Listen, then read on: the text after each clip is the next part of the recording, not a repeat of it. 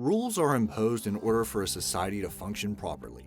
Besides the known rules like wearing seatbelts, we also follow some unspoken rules in order for us to be accepted by others. However, when you think about it, some of these unspoken rules are actually quite ridiculous. Yet we follow them anyway. Here are the top 20 absurd unspoken rules we follow every day. Number 20. Turning down the volume when navigating. It's a common thing to do when we're having trouble looking for someone or something while driving. We instinctively reach out to the volume dial and set it down to low, allowing us to think and focus on the matter at hand. Quite strange, but is it really effective? Well, according to a study done by the Johns Hopkins University, turning down the volume isn't actually absurd at all, as it can actually help some drivers to focus and concentrate. Those who listen to the radio or talk on the phone experience decreased brain activity in the visual parts of the brain, while those who focus on driving experience decreased brain activity in the auditory parts of the brain. So if you can't hear yourself think, try lowering your radio's volume. That trick might just work for you. Number 19. Going to the same spot. Even if there are many seats available in a lecture hall or loads of parking slots to choose from, we always find ourselves sitting or parking in the same spot. Some may say it's just plain muscle memory or simply a habit, but according to psychologists, this is an evolutionary trait. This behavior, although a bit weird, is perfectly normal as it is within our human nature to seek familiarity within our surroundings. We're just more comfortable and secure when we're in a familiar place. Don't believe me? Try sitting in another student's regular seat, or take someone's usual parking spot and observe them. Most likely, you'll feel weird and they'll feel annoyed that they don't get to take their usual space. Number 18. Taking all the groceries in one go. Sure, you can do this if you have around 4 to 5 bags to carry, but what if you have more than 10 bags? Why is it so important to be able to accomplish this task in one trip? Yes, time is money, and every minute spent taking multiple trips from your car to your kitchen is time wasted. But is it really worth it? Bringing in multiple bags in one trip may cause you to trip, spilling all the items onto the ground, and forcing you to collect them one by one, which costs you more time. My advice, just stick with 2 bags at a time. Better yet, have someone help you out. It's way easier than trying to bring them all in one go. Number 17. Facing the door in an elevator. Try this. Enter an elevator and face towards the wall. Chances are you'd probably earn some curious glances from the other passengers. Why? Is there a rule that you must face the door upon entering an elevator? Apparently, there is one such rule, albeit unspoken. One reason, according to most people, is that it's more convenient as it allows you to leave the elevator quickly. Another reason is that most of the information you need, such as the buttons you need to press, are by the door, so it's just logical to face it upon riding the elevator. But what would happen if we placed all these buttons on the wall? Would people still stand facing at the door, or would they face the wall this time? No one really knows, but would you? Number 16. Holding the door open for other people. Do you ever hold the door for others behind you? Some deem it as common courtesy, but in reality, there are several psychological reasons behind this unspoken rule.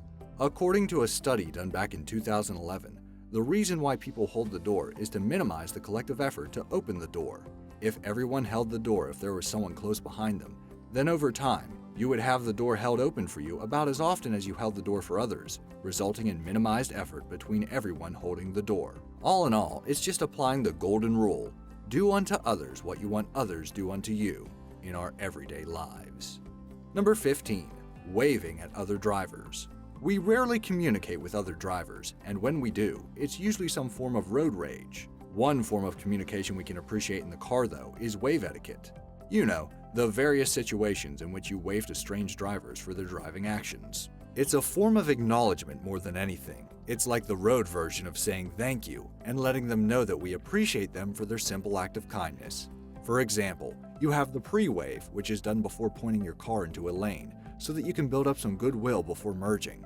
There's even the apology wave, for when you're taking too long to pull out of a parking spot and thank other cars for their forced patience. Whatever the wave, just remember that there's no reason for it. We just have great manners. Number 14. Letting people out before you get in. It's mostly an unspoken rule when riding an elevator or commuting on public transport. Let people disembark first before getting in. There's no psychological nor social reasoning behind this. It's just that by doing this, we create a semblance of organization, as well as evoking discipline from other passengers. Sure, some of us lead busy lives and we need to get moving as quickly as we can, but if we take time to act out this one unspoken rule, I'm sure we'll all be able to move to where we need to go faster. Number 13. Nod when someone points at a meeting. Nodding is a form of acknowledgement, and it's used mostly when we agree with someone's opinion. Amusingly, some of us do this even though we have no idea what other people are actually talking about. This is very prevalent during office meetings and presentations, where coworkers and colleagues often nod in agreement, especially when something is being highlighted by the presenter, even if it's a pointless meme. We do this almost unconsciously, and the trigger is when the presenter taps his pointer or finger to the board. It acts as our cue to nod in accordance to what they just said. Maybe we unconsciously truly agree with them, or maybe we just want the meeting to end so that we can go back to our cubicles to take a quick nap before we resume working. Number 12. Men don't ask for directions. It's a very common scenario. Male drivers getting lost after driving for miles. Why? Because no matter how lost we may be, we refuse to stop and ask for directions. There are many reasons behind this, according to psychologists. One is that we don't like to be taught, as we would rather learn from experience. For males, being taught, or in this case, being given proper directions, is similar to admitting defeat, something a lot of men don't want to do. Another reason is that we want to win, not in the literal sense, but that we want to triumph over this challenge by ourselves, even at the cost of getting lost miles. Better to just swallow our pride every once in a while. Number 11. Waiting for others to notice you tipping. Had an accommodating barista serve you your favorite coffee? Giving them a tip would be a great idea, but hold on for a moment. Better wait for them to see you dropping that $5 bill in the jar, or else it wouldn't count as a tip, right? For baristas, it doesn't really matter as long as they see some money in that jar. But most customers only give their tips once the barista sees them doing it. The most popular reasoning behind this unspoken rule is that baristas will offer them better service next time since they know who gave them a tip. Besides that, there's really no reason why you should wait for them to notice you first. Saying thank you and leaving a tip regardless of them noticing should do the trick. Another strange social phenomenon is the fact that we only really tip if there's money in the jar in the first place. If it's empty, we know no one else has and think we shouldn't be tipping because we should act like them. It's called social proof, and it's the reason why most baristas will fill the jar money in it from the start. Number 10. Nodding when you meet someone familiar. Met a friend or relative in the street but don't have time for a casual conversation? Just smile and nod and throw in a casual hi and they'll do the same to you, guaranteed. As I said earlier, nodding is a form of acknowledgement. By doing this simple gesture, you make the recipients of your nod feel loved.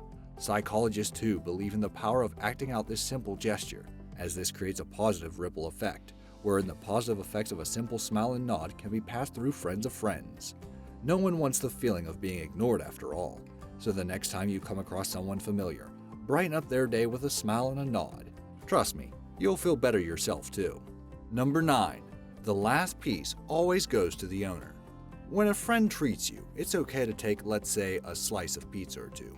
But do not dare touch the last slice, as it's always reserved for the one who bought it. It's mostly common sense, as you wouldn't want to offend the one who bought you food by eating the last piece.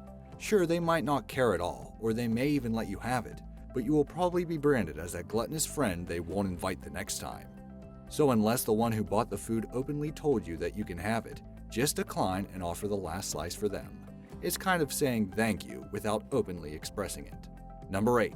Wait behind the ATM's line. When transacting on ATMs, you'll notice that there's a marked line on the ground. If someone is currently using the ATM, you should stay behind that line. But why? For one, it's some sort of security for the person currently using the ATM. You wouldn't want the person behind you to see your PIN code, lest you risk getting swindled by them.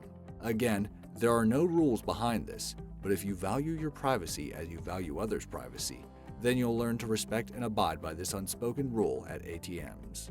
Number 7. Speeding up when someone passes you. It's an open freeway and there are very few vehicles on the road. Suddenly, a car zooms from behind, passing you and leaving a few meters distance between your vehicle and theirs. What do? If you're one of those drivers who take it as a challenge, you would unconsciously rev up your vehicle and try to overtake them.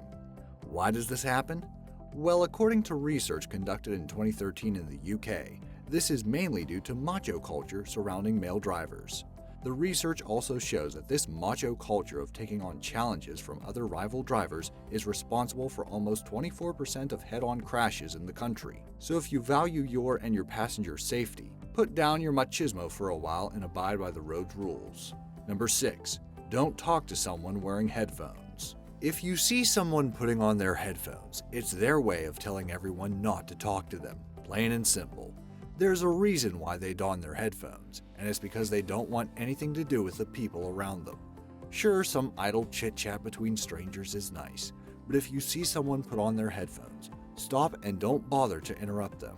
Don't even dare tap them and try to start a conversation because it's very rude. Respect their privacy. It's simple street etiquette. Number 5. Keeping your mouth closed when chewing food. Everyone knows that you need to chew your food before swallowing it in order for you to digest it properly, but do it with your mouths closed, because chewing with your mouth open is definitely a big no-no. Not only is it annoying for those unlucky enough to notice you doing this gross act, but it's also downright rude.